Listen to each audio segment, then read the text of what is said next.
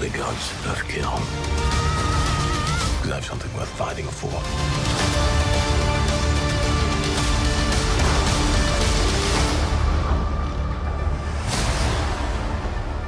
Greetings, serve this may concern. Christian Aguilar here, back with another movie review. And in today's movie review, I'm going to be reviewing the new Thor: Love and Thunder. Now, as you can see, I have got a new mic for my setup. It has even a little fancy arm that extends out. Thank you to my cousin Eric that bought it for me as a graduation gift.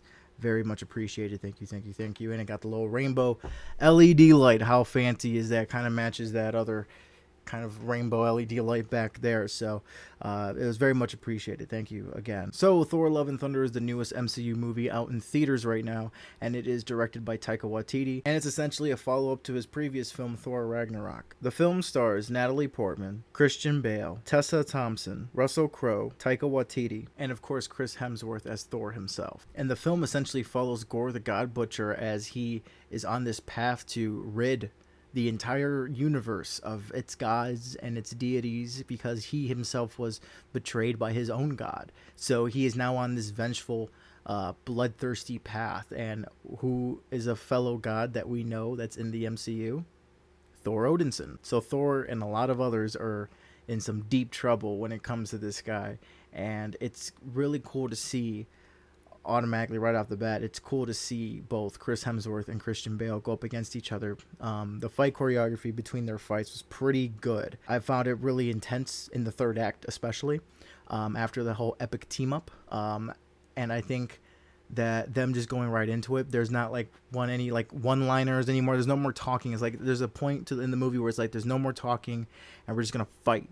And I liked how it just went right into it. I love how they contrast each other very nicely. Thor's a very goofy yet lovable leader, while Gore is just a bloodthirsty, rampaging tyrant almost. Like he's going from mythos to mythos to try to kill off every single god. And it's pretty badass to see Christian Bale in this role. He is terrifying as Gore the God Butcher. He's my personal favorite standout in the movie. Like he said, he loves playing villains more so than heroes, and he said it was even fun playing a villain compared to heroes. So it really shows in the movie. You know, he feels like a force to be reckoned with. I even enjoyed Natalie Portman's performance. I'll tell you this right now, everyone has great chemistry with each other. Natalie Portman with Tessa Thompson, Chris Hemsworth and Natalie Portman, Chris Hemsworth and Tessa Thompson, even Taika Waititi as Korg bounces off of them really nicely. Everyone just works here, and it's really cool to see, especially Tessa Thompson and Natalie Portman thrive off of each other. I found myself really liking their little partnership whenever Valkyrie and the mighty Thor teamed up. They were just really funny together, and their fight scenes were really, really cool, and I really enjoyed whenever they were on screen, of course. Now, I get why people aren't like over the moon about this movie. I know a lot of people kind of want, I guess, a serious Thor, a Thor that knows how to mix the comedy and the drama, but I think this movie does it rather well. There's moments where it grounds itself, and it's like, here's what this character is dealing with, and I don't think there was any moment where they kind of broke that tension with comedy, especially with Jane's character. What they do with Jane's character, I was not expecting at all. And I ended up really liking what they did with her character, and especially by its end, I was tearing up a little bit. I'm not gonna lie, and I thought it was just a great direction to take the character. I was always wondering what Taika Waititi would do if he had Jane Foster as a character in his Thor movie, and now he does, and it was really interesting to see what he did with her. I personally enjoyed it, but my only nitpick with her is that she learned how to be Thor rather quickly. Thor Odinson obviously has thousands of years of combat training, so it's pretty, if it obviously does feel rushed when Natalie Portman dons the outfit and wields Mjolnir. It does feel rushed, like, oh wow, she has all this combat training already and has all this combat skills, and she's just kicking ass right off the bat. You know, I totally agree with you. I'm there with you.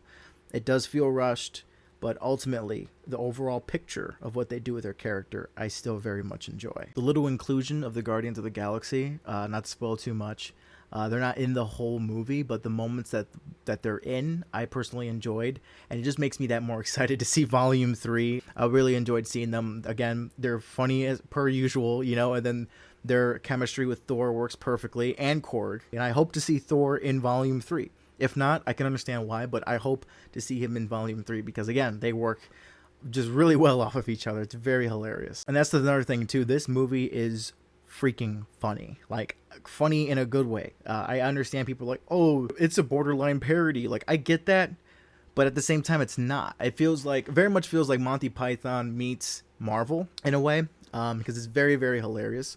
It knows what kind of movie it is. It doesn't take itself too seriously, but when it does, it does. Again, with the Jane stuff and with Gore the God Butcher, that was the seriousness in this. You know, that was where it was grounded. But you got to remember that this movie is filled with spectacle. And right off the bat, we're tossed into it. And I knew that going in. I knew this is a Taika Waititi movie. It was going to be hilarious, just like how Ragnarok was. And I expect nothing else from it, you know?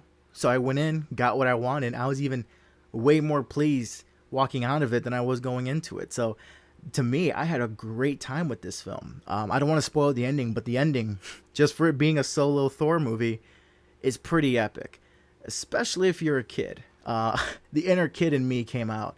I honestly never left. Look at me. But that scene at the end, man, oh, chills. Epicness, powerful. It was just so sick. It was just so awesome to see that end fight scene. It was just so cool. And coming back to the comedy side of things, me personally, I think that there are way more jokes that land than miss. And I'm not going to say that every joke in this movie is perfect and it's going to make you laugh. No, comedy, just like movies and art as a whole, is subjective. But overall, it's a funny movie. Even the funniest of comedies have some jokes that don't hit. So to me, this is a very, very funny movie, and also at the same time, a pretty epic movie. Again, I really enjoyed the fight scenes in this. They were really cool. So seeing the scene with the Council of the Gods was pretty cool. As far as, you know, that whole scene with Russell Crowe as Zeus. And even the fight sequence that breaks out in that scene is really, really entertaining. And it left me with my jaw dropped, honestly, because there's some moments that happen. I'm like, did that really just happen? But like Marvel, per usual, you got to stay for the credits, man. You got to stay for those credits because things will be explained. And that's what I did. And I remember like, oh, okay. That's, you know, I had a feeling, but that was just confirmation at the end. So I don't want, again, I'm not giving too much away. This is a spoiler-free review. I will probably be talking more about it on the rendered image. Are there any nitpicks? There are, but I'll get to them in a sec. The last thing I love is when they go to the shadow realm or the shadow world, the movie goes black and white. And I think it's a really beautiful sequence. And another fight sequence breaks out there with Thor, Jane, and Valkyrie going up against Gore. That whole sequence was really epic. And that was, and even with the black and white and the mixture of colors, the one or two distinct colors that are in there, it felt like a graphic novel. Specifically like a Sin City graphic novel, like a Frank Miller graphic novel. It gave me those heavy graphic novel vibes, and I absolutely adored it. There are a couple of shots in this film that remind me heavy of a graphic novel or a comic book, and I just adore those shots and those certain sequences. However, this is going to be getting into the cons a little bit. However, some of my nitpicks about this movie is that a lot of the visual effects are very, very rough. Like you can see, especially if you have an eye for that is going to be very distracting to you. But if you're a general audience member, I still think that there's going to be a couple of moments that look like, oh, that's flat out CGI, or that looks really, really rough. And again, it's Marvel/Disney. They should be throwing the budget at this. You know, they should have the top tier equipment, top tier artists to be doing this stuff. So it really does distract and take you out of it a little bit when you see rough VFX, rough visual effects in a high budget movie, you know, a movie that should be clean and polished. And another thing that was a nitpick of mine in this movie was, again, I mentioned it in the beginning, Jane learns how to be Thor way too quickly. You know, that does feel rushed. Again, Thor has so much experience in combat, and she, you know, comparatively, as from what we've seen her do in the past Marvel movies, hasn't really done that much fighting with Mjolnir especially. So for her to just be like, you know, perfect right off the bat, I get the worry. But again, not to spoil anything, overall, I do like what they do with her character. I kind of understand why she's all powerful at certain times, you know, because again, if you've seen the movie, you know what I'm getting at, and I do like that aspect of the character. So with all of that being said, what do I give Thor Love and Thunder? This is a tough one, man. This is tough. A lot of people a lot of people have been negative on this movie, and I can see why. It's not like I'm totally blinded, right? I can understand why people don't like the movie, but I went into it. I watched it with my parents. We all had a great time. It was funny, and the goats. I think I know that's the thing. That's something like either you're gonna love it or you're gonna hate it, right? The goats, I personally really loved. They were hilarious, and I don't think they were overused that much. I thought they were used enough times to where it was still funny, and it didn't get to a point where it was like overly annoying. And if it was annoying, that's the point. It's goofy, you know? So to me, it didn't bother me. I actually really liked it. So overall, I got to give Thor Love and Thunder a solid 4 out of 5 Skarsgårds. I still really enjoyed it. Really enjoyed it. I personally say don't listen to the negative reviews. If you liked Ragnarok, go and watch it. If you like Taika Waititi movies, go and watch it. And if you're a Lord of the Rings fan going to see this, keep your ears peeled for a certain sound effect. Actually, a couple certain sound effects. When I was watching this movie, I was geeking out at the fact that they used not one, but 2 Lord of the Rings sound effects in this movie.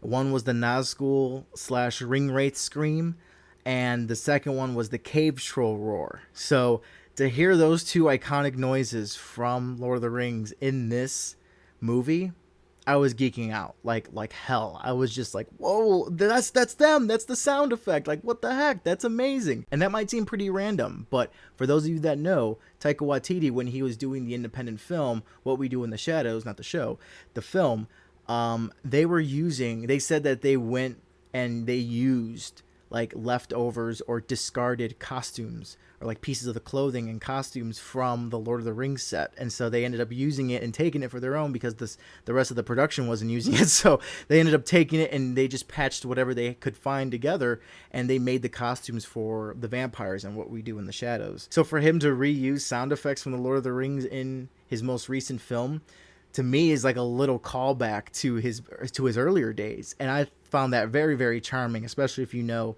that fact going into it. That's just gonna be like, you know, nerdgasm 100%. That's a deep cut right there. And I, being the Lord of the Rings fan I am, look at my shirt, you know, I was geeking out by that stuff, you know. And I will say this: there is a comic book character that shows up at the end of this movie. A couple. That just look absolutely badass. I mean, like, that's straight from the page to the screen, and there's nothing more you can ask for when it comes to an adaptation like that. You know, I'd like to see that character. It was just like, yeah, Marvel is getting out there. We're getting farther into the cosmic world, and that was just so sick to see. So go and see Thor Love and Thunder, man. Go and see it. I know it's making a bunch of money, so you don't even have to listen to my opinion to go and see it. I'm pretty sure you already saw it, even if you loved it or hate it. But yeah, man, it was a great time. I really enjoyed myself. My parents enjoyed themselves. We all had a great time watching it. And yeah, I really liked this movie, man. I was really surprised by it. I went in with moderate expectations, went out really loving it. So that is it for today's video. Thank you so much for reaching to the end of it. What did you think of Thor Love and Thunder? Liked it? Hate it? Let me know down below. And as always, please like, share, and subscribe, support the channel. It's always very much appreciated. The rendered image is a show I host my good friends Tyler and Shannon. Link to the channel will be down below in the description. We go over all the latest movie news, updates, and trailers. We will be talking about Thor Love and Thunder. If not on the show, maybe Tyler and I will do something about it. Who knows? But I expect to be going into more spoiler territory over there. So if you want to check that out, link down below in the description. It's always a fun time. I hope you're all safe and well out there, and I'll see you all in the next one. Take care.